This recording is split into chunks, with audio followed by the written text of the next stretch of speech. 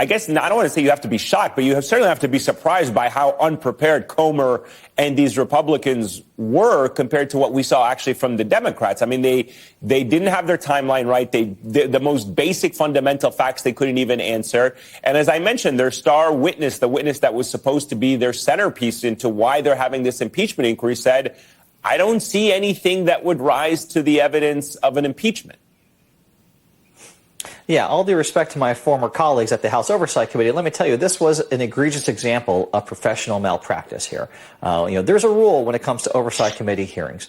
You never put a witness up who you don't already know in advance how they're going to answer your questions. When you are in the majority, you get to choose who testifies. You know what questions you're going to ask. You get to orchestrate and time out the entire hearing and the entire proceeding. You should know going into that hearing every single line of inquiry that you're going to pursue and already know what those answers are going to be.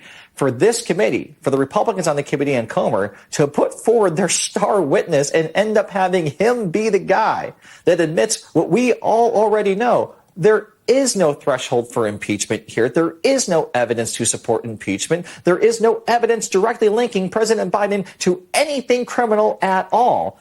That's the GOP star witness conceding that. This was one of the biggest debacles I have ever seen from an oversight committee hearing on either side of the aisle. And right now, Republicans in Congress should be asking themselves, one, is James Comer the right guy to be leading this whole thing? Two, is this really the thing that they should be spending their time on when in reality, they can't even get their act together to pass a budget and avert a government shutdown without having to go to Democrats on their knees to bail them out? They had a lot of big problems right now. I don't think this impeachment charade, A, is playing well with the American people, and B, is anything that they can actually competently execute based on what we saw the other day.